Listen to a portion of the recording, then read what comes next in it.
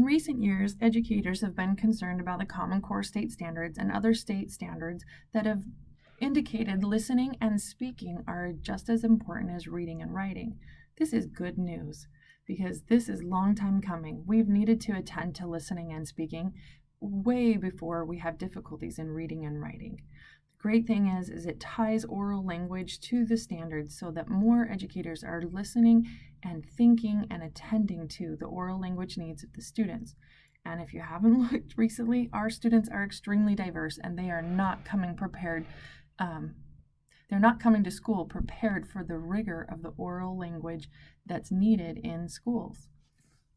So, Story Champs is specifically designed to address these things and integrate listening, speaking, reading, and writing.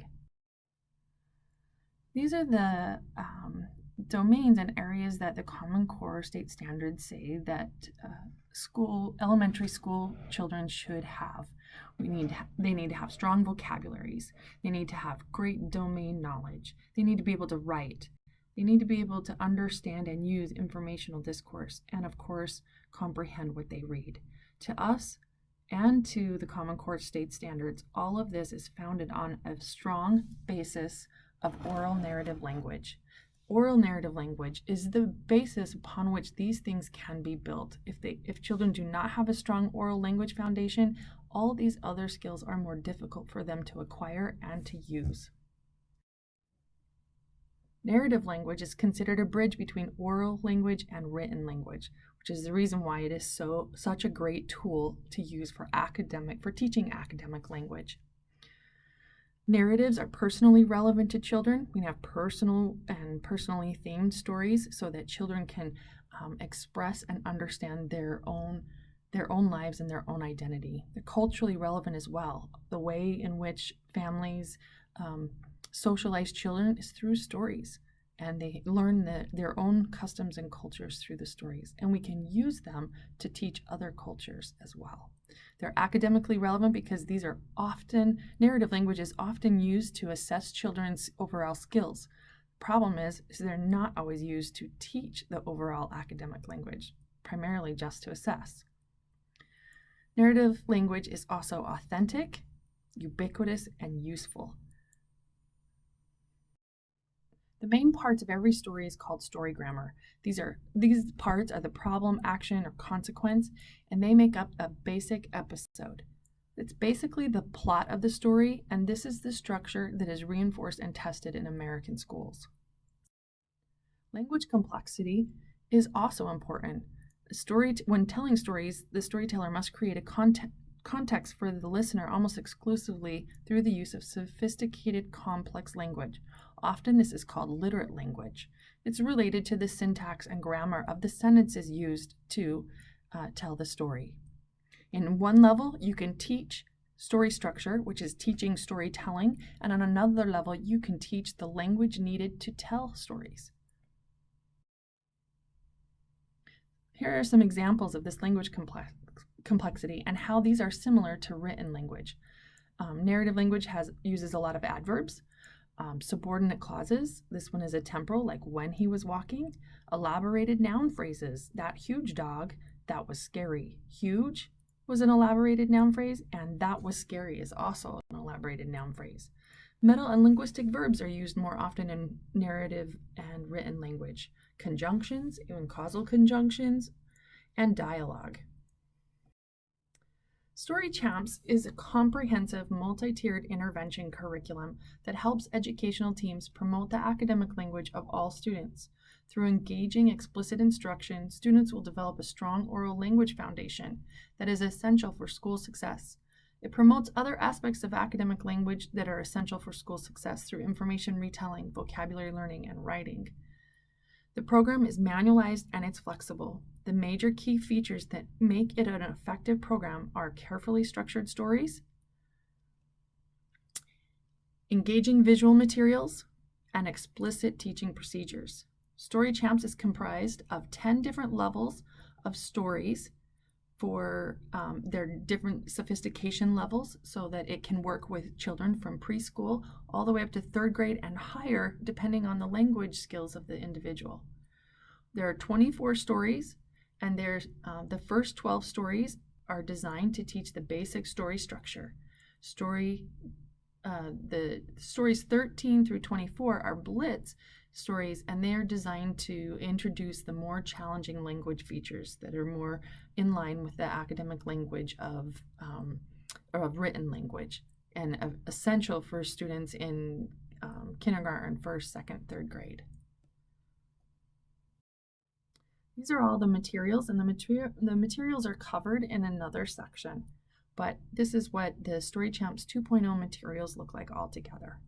Notice there's storybooks, illustrations, icons, active responding games, and a jump drive with lots of printables on them. Story Champs was designed to be part of a multi-tiered system of language support. This is very important because many schools have adopted an MTSS model. The problem is, with their literacy instruction, language is most often reserved for once children have decoding skills. And I'm sorry to say that is way too late. We can work on oral language much, much earlier, and we need to. We need to work on it when kids are in preschool, kindergarten, first grade, and then advance it to be more academically challenging as children are in second and third grade. But because Story Champs was created to be a part of it, it is a tiered intervention program. You see, there are procedures for teaching Story Champs in academic language in large group, in small group, and in individuals as needed. The tiered interventions, Story Champs, should be part of the whole system that involves universal screening, progress monitoring, and database decisions. Of course, we didn't just create Story Champs. We also created a set of assessment tools as well. The Pearl functions as a kindergarten screener. It's called the Predictive Early Assessment of Reading and Language. You can check that out at languagedynamicsgroup.com. In addition, we have a benchmark screening and progress monitoring tool called the Cubed, and it includes the dynamic decoding measures and the narrative language measures, and those fulfill the purposes of universal screening and progress monitoring. And those are available for free on the Language Dynamics Group website. So check them out, see what you can do with those. They're very, very useful. In addition, you have to have database decisions. If you're implementing an intervention, you have to monitor the progress and make decisions based on the data that are available. It's needed for intervention planning, for categorizing kids, and it's very useful when you're determining which kids are not responding to instruction and need an evaluation for special education classification. The Story Champs was designed as a full multi-tiered program because the kids who struggle need to have alignment across these tiers. The important thing is that kids get a consistent message in their mainstream classroom as well as in a small group intervention and an individual intervention. Therefore, the procedures are the same across all three tiers of Story Champs. However, they do have some variation to increase or decrease the intensity with which the intervention is delivered. Here are some examples. The opportunities to respond increase as the tiers increase. So in small group, they get more opportunities to respond, and in individual, they get more opportunities to respond than in small group. The smaller the group, the more explicit and individualized the targets can be. The smaller the group, the more specialized prompting each child can have, and the more contingent feedback there is. You can also increase or decrease the intensity of the intervention by increasing the frequency of the session or increasing the duration, increasing or decreasing the frequency and duration. So also, you can rely on instructors with greater expertise for a more intensive intervention.